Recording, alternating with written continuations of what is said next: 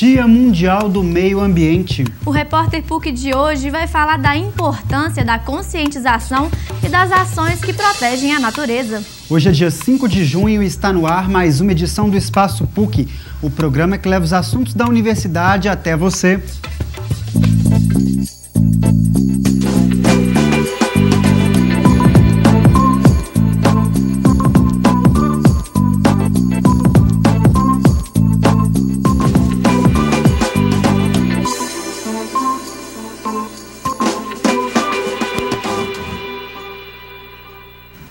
Olá! Sacos, copos e garrafas de plástico, latas de alumínio, vidros, materiais diariamente descartados na natureza. Além do que é coletado, ainda tem muito lixo que vai para as ruas, rios e lagos.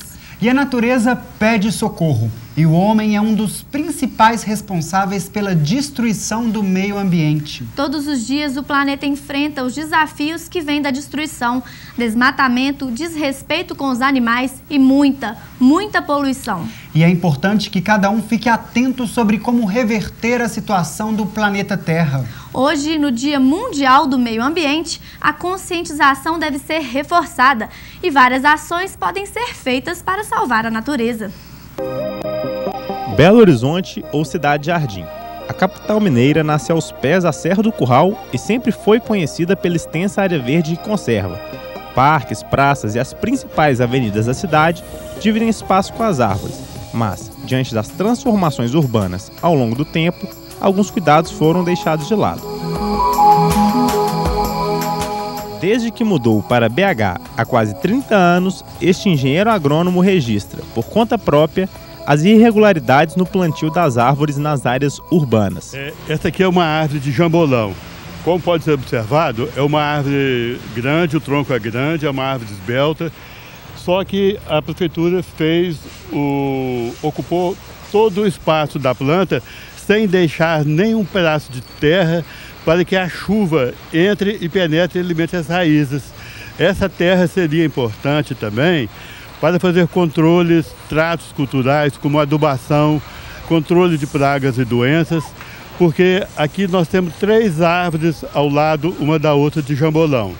Essa é que está sobrevivendo, porque ela é mais forte que as outras. Porque uma já morreu, como pode ser observado ali na frente, e a outra vai morrer em breve também, por falta de fazer um passeio adequado. Para Dásio, é necessário planejar melhor o plantio das árvores, para que erros de fácil resolução não se tornem regra na cidade. Aqui nós podemos observar que havia uma árvore que morreu por ataque de pragas e doenças, basicamente formiga e cupim. Agora, não tiraram o tronco, plantaram outra árvore bem em cima do tronco, bem em cima das raízes, bem em cima das formigas e cupins que tinham aqui. Então, essa árvore, que já tem mais de 3 anos plantado aqui, não cresce e não vai crescer nunca. A prefeitura jogou o dinheiro fora. De acordo com a Prefeitura de Belo Horizonte, essas irregularidades fazem parte do passado. Nós tivemos muitos problemas com plantios de árvores. Hoje, a Secretaria de Meio Ambiente tem um cuidado enorme de estabelecer quais espécies devem ser plantadas. Exatamente para a gente não plantar uma árvore que danifica a calçada, que causa problema de mobilidade, especialmente para cadeirantes, ou árvores que às vezes têm a copa muito grande, que possam atingir a fiação elétrica. A raiz das árvores muitas vezes são muito grandes, então infiltram dentro do solo e promovem aquela elevação, né? Assim, muitas vezes trincando, às vezes atrapalhando a questão da mobilidade urbana, da estética urbana. Então a gente tem uma coisa a ser, entendeu, verificada pelo pessoal da prefeitura mesmo, para saber o local adequado para plantar, para não ter amanhã um outro trabalho de poder retirá-las de novo. Inclusive as árvores captam carbono, né? É uma coisa muito importante hoje em dia. Sem árvore a gente não vive, né? Uma das iniciativas do município para manter o título de Cidade Jardim é o plantio de mais de 54 mil árvores pela capital. O BH Mais Verde, que é um programa que visa plantar 54 mil árvores, já plantamos 49 mil árvores aproximadamente em todas as regionais da cidade. Estamos absolutamente em dia com o nosso cronograma. Isso é extremamente importante para a gente preservar o nosso nome de Cidade Jardim ou das cidades mais verdes do Brasil. Nós temos aqui em torno de 18,5 metros quadrados de área verde por habitante. Apesar dos problemas, bons exemplos também podem ser encontrados em BH. Na Avenida Barbacena, região centro-sul da cidade, o canteiro central foi adotado pela Companhia Energética de Minas Gerais. E o que é importante assinalar é o seguinte: isso não custa mais caro, basta ter boa vontade e conhecimento. Árvores bonitas, bem cuidadas, com espaço para as raízes crescerem, com espaço para a água penetrar no solo, é de fato um bom exemplo.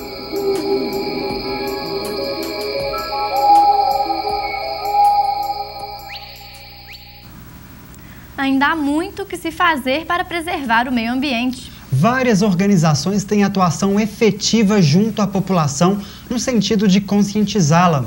E a busca pela sustentabilidade, mais do que nunca, é o objetivo do planeta. E para falar das formas de sustentabilidade e das ações que são feitas para proteger o meio ambiente, recebemos no estúdio de hoje Elizabeth Lino, do setor de Relações Institucionais da Associação Mineira de Defesa do Meio Ambiente, e Dásio Vilela, engenheiro agrônomo. Dásio e Elizabeth, boa tarde. Sejam bem-vindos ao Espaço PUC num dia tão importante, Dia Mundial de Conscientização do Meio Ambiente. Boa tarde, muito obrigada pela participação de vocês. Bom, para começar nosso bate-papo, Dásio, o senhor mostrou para a gente as irregularidades aqui na cidade, né, que são muitas, em relação ao plantio de árvores. Eu queria que o senhor contasse quais são as consequências que essas irregularidades podem gerar no nosso dia a dia, que as árvores acabam não crescendo, né? Quais são as consequências? A principal falha que nós vemos, os solos de Belo Horizonte são de baixa fertilidade natural.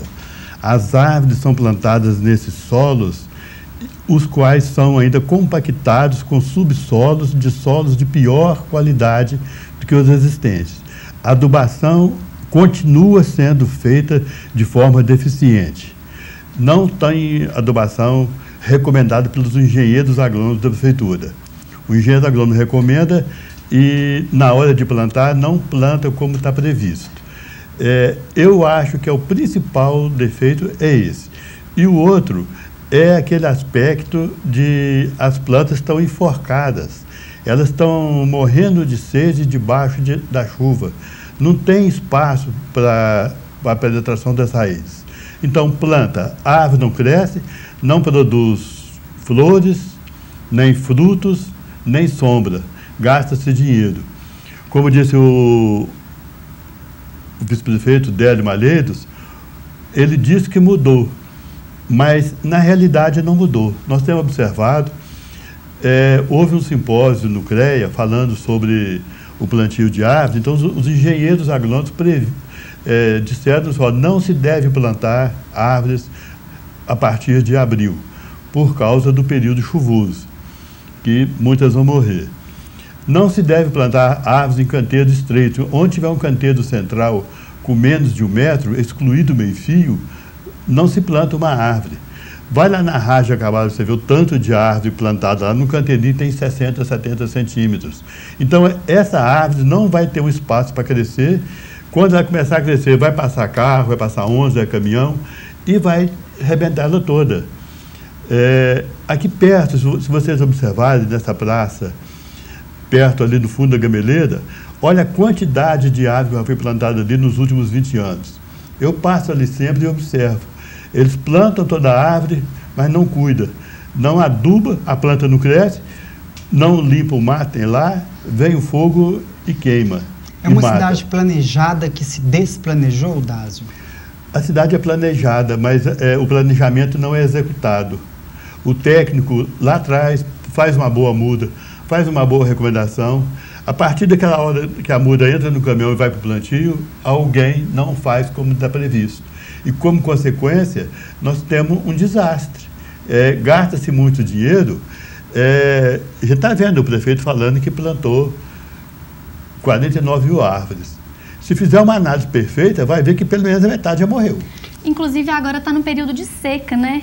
Muitas árvores estão sendo plantadas, mas não tem o cuidado necessário. Não tem o cuidado necessário. E por falar em prejuízos, dados do Programa Nacional de Desenvolvimento Ambiental revelam que os prejuízos com destruição da natureza chegam à casa dos 8 trilhões de reais todos os anos, Elizabeth.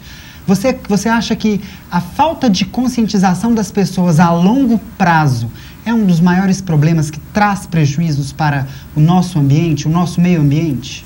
Com certeza, a falta de conscientização do cidadão é um dos prejuízos, porque muitas vezes as pessoas acreditam que só os grandes empreendimentos é que são impactantes para o meio ambiente, mas não é. Toda a ação humana, ela é impactante para o meio ambiente.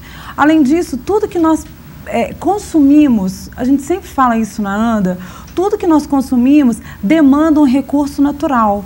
Então é importante que, além do lixo, que as pessoas estão sempre lembrando de recolher, de fazer coleta seletiva, enfim, as pessoas pensarem em reduzir o consumo, reciclar aquilo que for necessário, reutilizar o que for possível, porque quando a gente consome o produto, a gente tem que pensar desde a retirada do recurso natural até o seu descarte. Todo o transporte desses produtos, a industrialização desses produtos, tudo isso é impactante para o meio ambiente. E todas as ações que nós temos, elas impactam também. Muitas vezes as pessoas acham que elas jogar um palito de picolé, um papel de bala no chão, que não vai acontecer nada.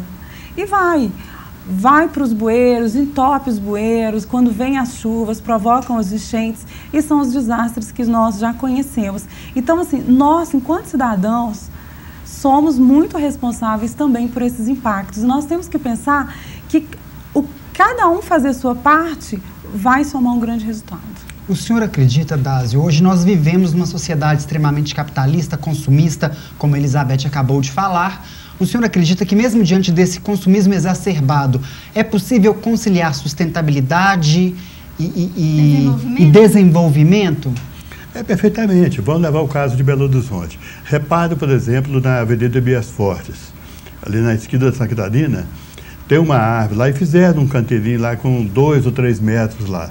Aquela água que cai ali, que escorre da árvore ali, aquela água, ela penetra ali, ela vai alimentar os nossos lençóis subterrâneos de água, vai alimentar a coisa, vai diminuir a enxurrada na época das chuvas, vai diminuir os impactos em cima dos bueiros, né? E quando você vai fora de Belo Horizonte, você vai no meio rural, hoje existe uma legislação que fala de preservação permanente, as famosas APPs, Área de Reserva Legal, e nascentes. Eu acho que deveria ter uma campanha rigorosa sobre a proteção das nascentes. Se tivesse uma proteção de nascentes e que todo produtor pode fazer isso, é cercar, não deixar ninguém entrar lá. A seca teria do mesmo jeito, mas os efeitos da seca seriam muito menores se tivesse uma proteção das nascentes, uma proteção de todos os corpos das matas ciliares.